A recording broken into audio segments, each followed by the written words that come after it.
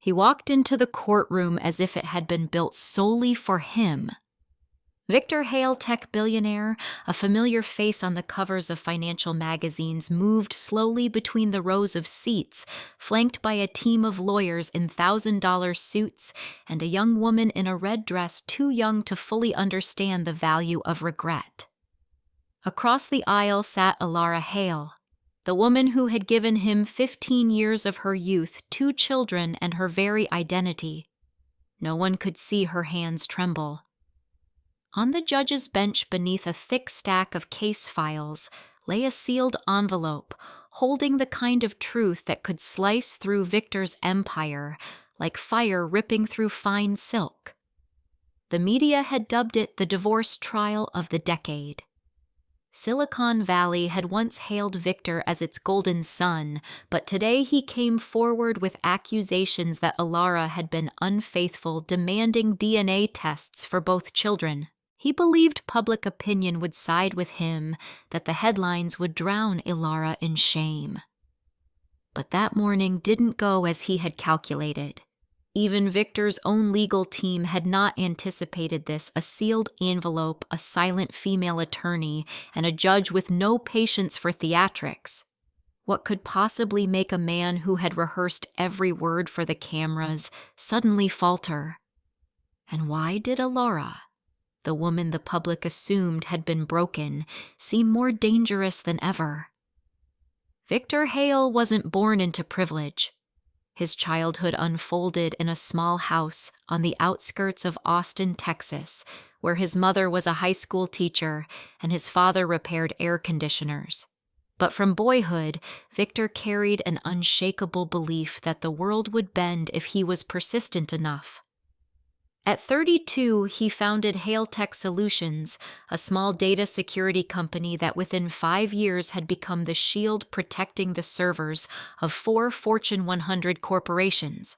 The money poured and his reputation soared, and the media painted a perfect picture: the genius husband, the elegant wife, and 2 storybook children.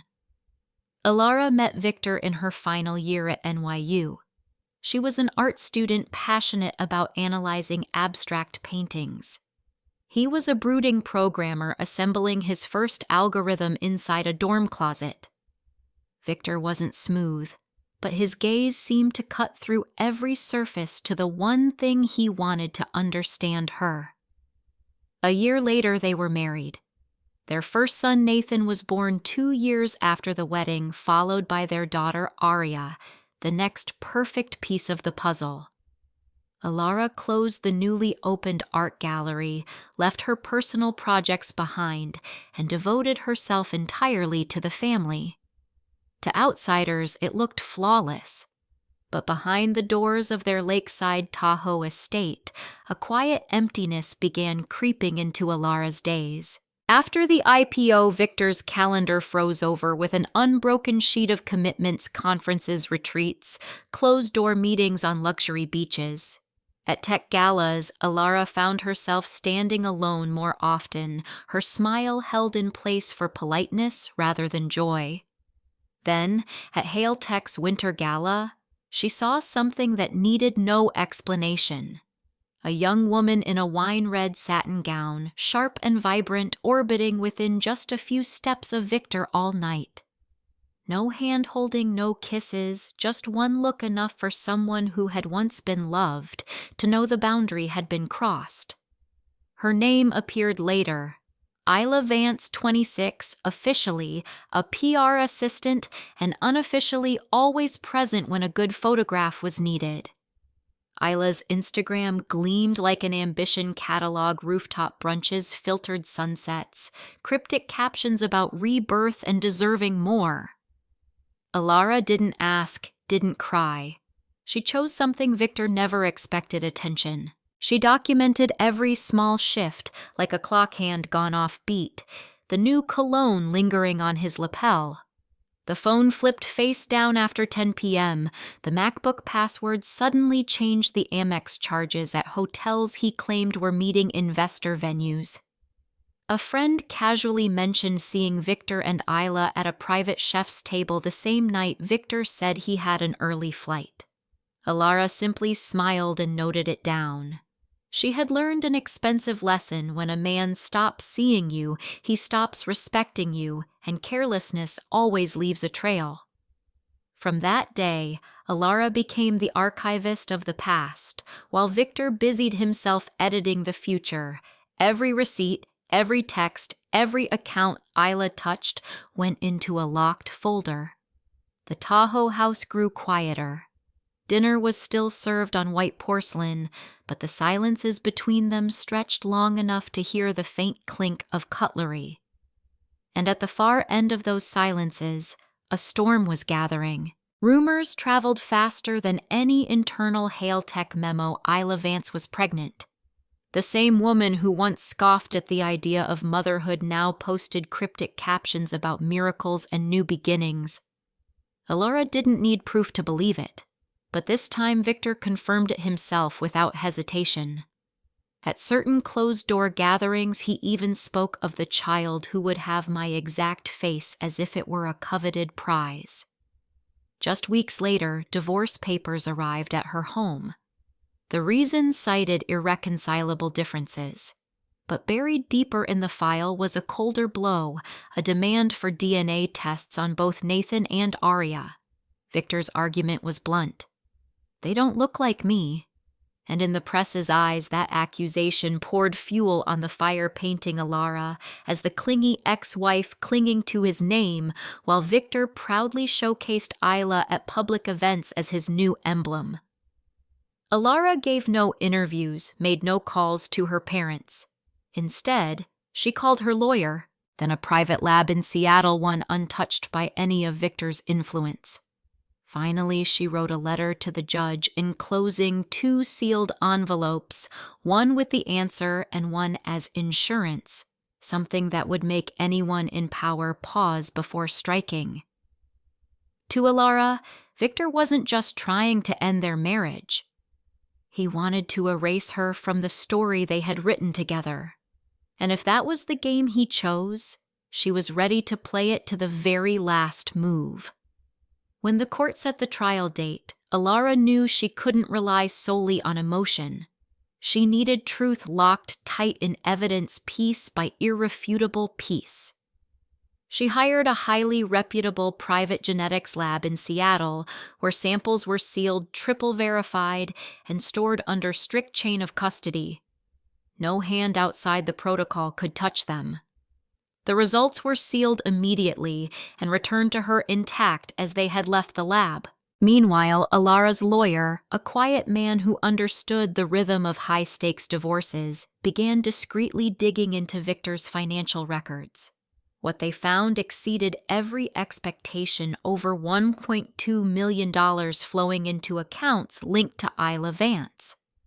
Not directly, Victor was smarter than that, but through a network of shell companies, fake consulting invoices, and personal brand services payments. It was a velvet-lined trail Isla's social media influence, public image, and lavish lifestyle, all funded by Victor's money. Rumors of the divorce began seeping into entertainment blogs, then surged into TMZ, The Post, and mainstream papers. Cameras camped outside her gate, helicopters circled above. But amid the chaos, Elara stayed silent.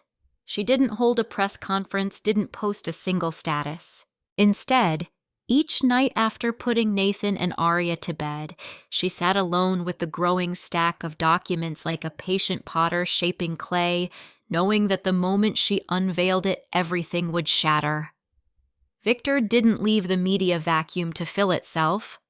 His PR team struck back hard, leaking anonymous sources, claiming Elara was mentally unstable, even hinting at postpartum treatment. The lies were enough to plant seeds of doubt, even if they could be easily disproved. Talk shows began dissecting the story. Was Elara a victim or a strategist? Commentators took sides. Some called her brave. Others painted her as playing the silent card to strike later. Elara offered no rebuttal. She still took Nathan and Arya to school each morning, watered the orchids Victor had never noticed, and sat calmly through mediation sessions without missing a breath. But one evening passing by her daughter's room, she heard a question that made her heart drop. Nate. "If Dad's not really our dad, would I still be his favorite?" Arya whispered to her brother. No tears followed, but Elara felt an impact with no sound, a rip through every reason she had stayed quiet. The fight was no longer about her dignity. It was about shielding her children from a man willing to erase them rather than face his own mistakes. That night, Elara kissed Arya's forehead, then went downstairs. She opened the file cabinet and pulled out the folder her lawyer had marked Phase 2. Inside was everything receipts, Isla's travelogues, and most importantly, the second DNA envelope. Not because she doubted the result, but because she already knew. And deep down, she believed Victor had begun to suspect too, he just wasn't ready to face it. That morning, the courtroom was packed even before the clerk opened the doors. Reporters, bloggers, and legal experts jostled for a view of Victor Hale's face as he brought down the woman who had once been the heart of his empire. At exactly 9:00 a.m., Victor arrived. Navy suit pressed sharp silver tie clip gleaming under the lights trailed by a wall of high-profile lawyers. Beside him, Isla Vance smiled confidently, her luxury handbag worth nearly as much as Elara's entire wardrobe. They entered like royalty reclaiming their throne. 5 minutes later, Elara walked in. Alone. No makeup artist, no entourage, just a deep blue dress, small pearl earrings, and a black file case clutched close. She didn't look at Victor. She didn't need to. Her steps carried the certainty of someone who had already read the ending. The judge opened the session, briskly recapped the claims, then took the first envelope, the DNA results Victor had demanded. The room held its breath as he read Nathan Hale, probability of paternity 99.99%. Arya Hale, probability of paternity 99.99%. Victor froze. Isla blinked once as the judge continued.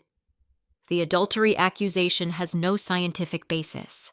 Then he granted Elara's request to open the second envelope results from the independent lab.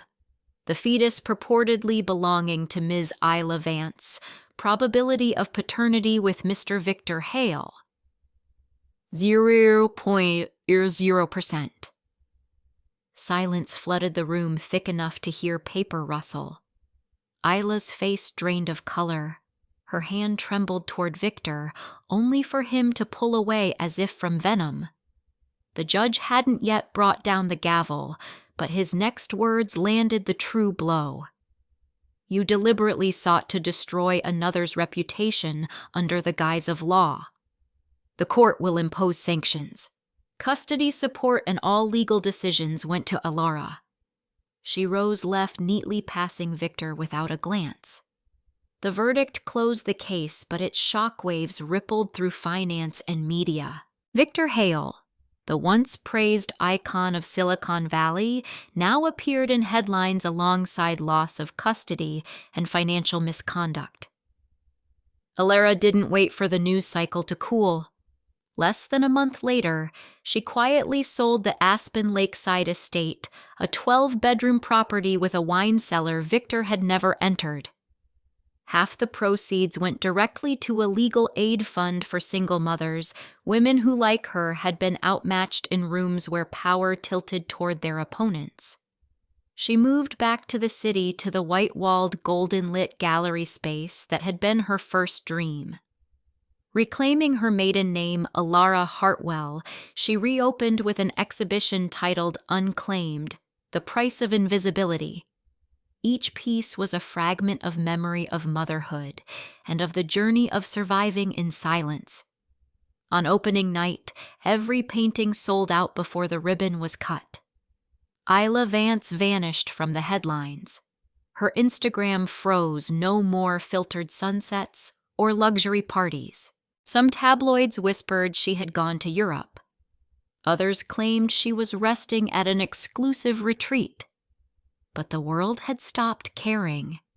Isla was now just a footnote in the story of Victor's fall. As for Victor, the consequences had only begun. The Hale Tech board expressed deep concern over his personal scandal's impact on the company. Investors pulled out, shareholders demanded transparency. When minority shareholders filed complaints over misuse of funds, Victor was forced to resign, not because he wanted to, but because the empire that had lifted him up had now turned its back. The clip that changed everything was only 43 seconds long.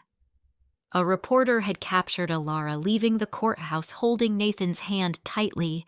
No bodyguards, no entourage, just a mother with a file case pressed to her chest, her demeanor calm as if nothing could touch her. As she approached the press crowd, a voice called out, "Do you have any regrets?" Elara stopped, tilted her head slightly and smiled, not a bitter smile, but the kind refined through choice. "Yes, she said that I waited so long to speak." The brief reply spread across social media in less than an hour. Single mothers, artists, lawyers, all shared the clip with captions about the power of silence at the right time. To many, Elara became proof that you don't need to shout to make the world listen, you just need to hold the truth and give it to the right person at the right moment. In the public's eyes, her victory wasn't about Victor's downfall. It was about how she protected her children, how she ensured they knew who had stood by them when the world tilted toward a false story. Elara never called herself a hero. She was simply a woman who refused to let someone else rewrite her children's origins. But for millions watching, she had done far more. She had redefined what strength truly is.